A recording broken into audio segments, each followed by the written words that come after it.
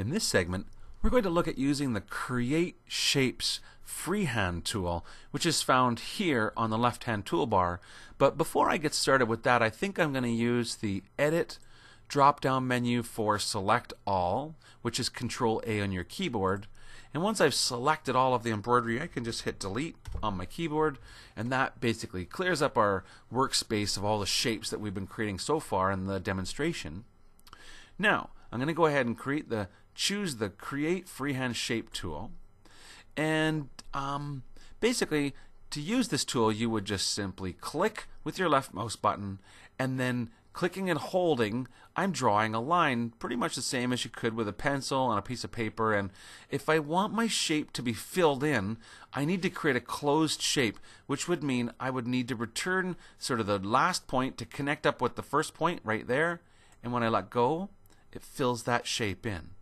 Now, I've only let go of my left mouse, but it doesn't finish this object until I click with my right mouse. Then it finishes, and you can see that it's filled it in with thread and put an outline on it. And if I still have the tool, so I could go ahead and create my next shape if I wanted to. So I can continue using the tool as long as I want. When I'm done using the tool, if I right click again, it will let go of the tool and select the last object that I created. Now, you don't have to create filled in shapes only with this tool. You can also create just simply lines. So for example, if I turn on the tool again and I draw a line and then let go and right click, you'll see that I just get a line and it doesn't have a fill for that line. And now, another thing that you can do with this tool is you could create multiple lines or shapes. So, for example, I'm just going to get a little closer. I'll draw, so I have the tool turned on, and I'm going to left click and drag, and I'm going to draw a line. But then I'm not going to right click, and I'm going to start again, and I'll place my mouse right here, and I'll draw a second line. And then I'll place my mouse up over here somewhere, and I'll create a third line. So now I'm going to right click. And what you can see is it took all three of the lines that I made and considers it one object. And because it's one object, if I zoom in a little closer, the software was actually able to path it together. So it uses this line to connect this line and this line so that there are no jumps. The software does the pathing of the stitches for us. And so that's something that's really cool. There's very many nuances to using this tool, and one thing I will show, if you click on the Show Help tool and then come over and click on the Create Freehand Shape tool, it brings up the online manual with all of the technical information about creating a freehand shape, and it's worth a read. I'm going to do my best to try and include all of the different topics in here, but there's a lot of nuances to the tool, and so certainly worth a read as well. Now, continuing on with using this tool, I could also show, for example, if I just click once, it gives me that dotted line, and when I click a second time, it creates a straight line, and it's therefore kind of like let go of the tool. And of course, I could draw a second line, but if I wanted to continue with this line, I'm going to zoom in really closely here and show, notice what my mouse looks like when I'm using the tool.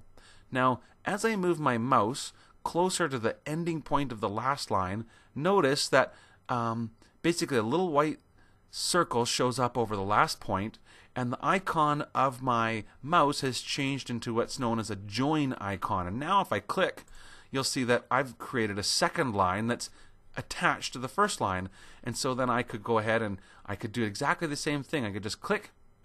It finishes the line, but if I wanted to join that line, I could keep drawing, and as soon as I get that little join icon, I know that I'm ready to create the next shape. So I could left click, it lets go, or so if I want to keep joining, I could mouse over until it gets to the join. Now this time, I'll left click to start it, and I'll hold the left click down, and I'll add some freehand line in. So I'd created 3 straight lines, and now I've got a very wavy line, and if I wanted to, I can join them just by connecting the last point to the beginning. When I let go, it's a filled in shape. And if I was done at this point, say, well, I don't need any more embroidery, I'll just right click and there's my shape.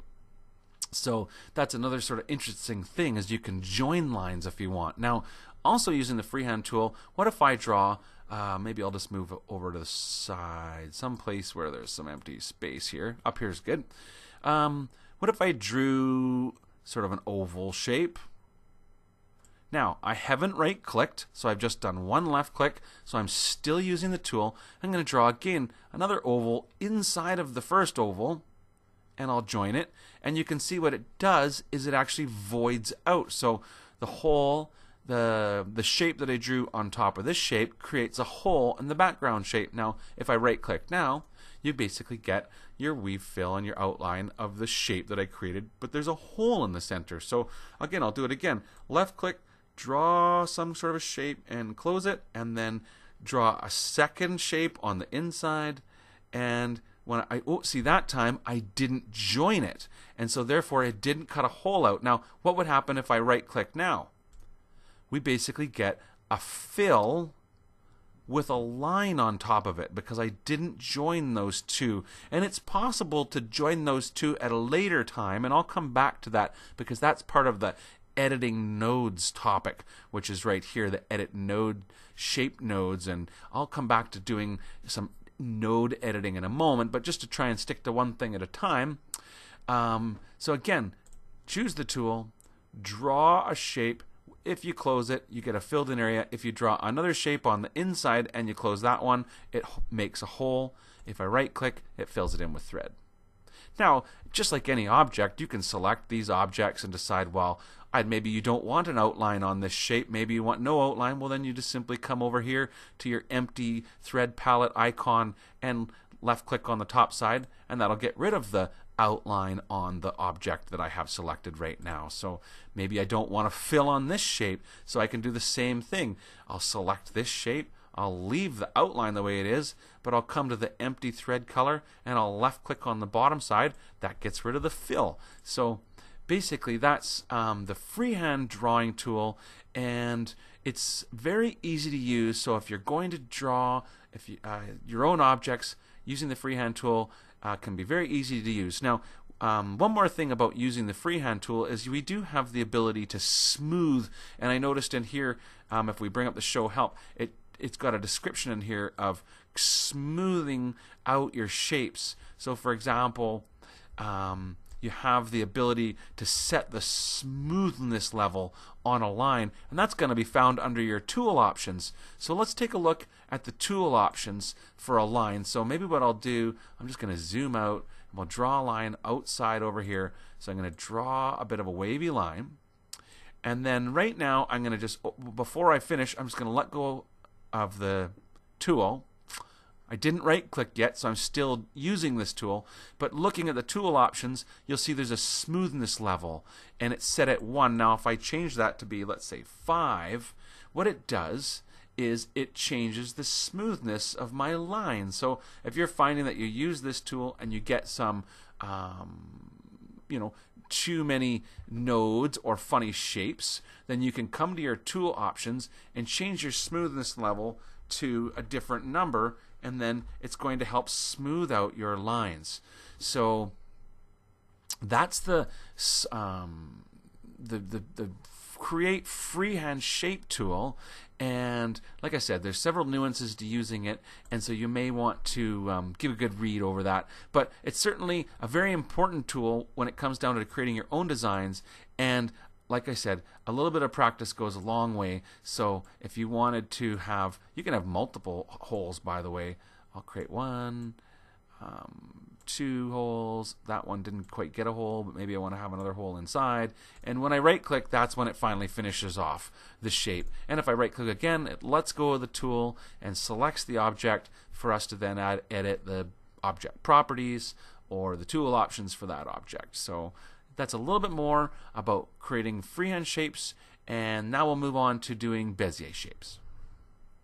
Actually, before I move on to the Create Shape Bezier shape option, I just want to show that smooth tool option one more time for the Create Freehand Shapes, because I don't think I did a good job of that. Basically, I'm just going to choose the tool again and just show that we have that tool options. Now basically, if I leave the tool smoothness level set at 1, it will be the most accurate to the shape that I draw. So I'll go ahead and draw a line right now. And if I right click, you can see here the number of sort of points that it puts in, and in some cases it's quite it's not nice and smooth, right? It's not, my line included some almost like sharp points to it. And so if we choose the tool, and before we get started we change the smoothness level to, let's say, 10, and then I draw a line, and I'll do the same thing, you can see there right away that as soon as I finish drawing the line, it's smoothed it out. And if I right click, look how much more smooth this line is than the first line that I made. So I'll go back to Tool Options, Smoothness Level 1, and draw a line. And I'll try and draw a smooth line, but as you can see, it gets some sort of sharper points to it, which is fine. It depends on what you're drawing and how accurate you want to be. But again, if I choose the tool options and change that smoothness level to be whatever, 10 or any number you want, and then draw a line, and now if I draw a line and I try to make it be sort of with too many sharp points and I right click, you'll see that it smooths that out with the smoothness level. So yeah, I wanted to make sure that I was clear on that when you're drawing lines using the freehand tool, that you do have the tool options for setting the smoothness level. Okay, one more thing I think I'm going to add to this segment about creating freehand shapes. As you can see, there's really a lot to the tool. I wanted to come back to this shape here that I had created that was, if you remember, I drew 3 lines, and then actually what I'm going to do, I'll create something like this again. So we'll just start with the tool. I'm going to draw a line. When I let go, I'm not going to right click. I'm going to draw another line. I'm going to let go. I'm going to draw a 3rd line. I'm going to let go. I'll draw a 4th line. I'll let go. I'll right click, and all 4 of those lines are created as one object, and therefore I can move this as one object, and the stitches are all pathed together such as one object would be. But what I wanted to show new this time was, if you created something like this, but then at the end of the day you decided, you know what, I really don't want those connected, I think I want them to be separated, then you can, when this object is selected, if you right click, there's always a secondary menu underneath right click, which has different types of functions, and some of these we haven't looked at yet, some of them we have. But for example, in this case I wanted to show the break apart option. So while I have these 4 lines connected and I select them, if I use break apart, it'll actually break those apart. And now if I show you, each one of these lines is now considered its own object. And so that's another thing about creating multiple lines within a freehand shape, is that you always have the ability to break those apart at a later time.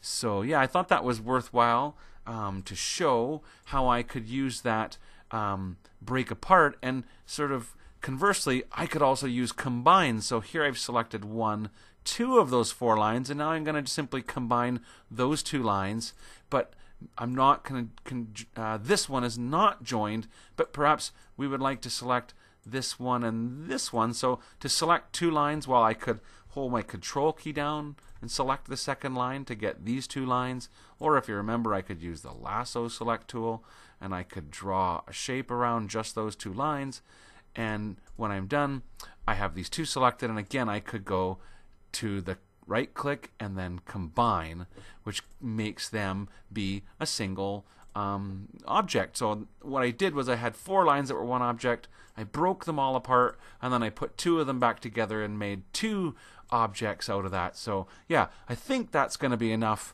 for the Create Freehand tool, but I guess if I think of something in the meantime, I'll be back.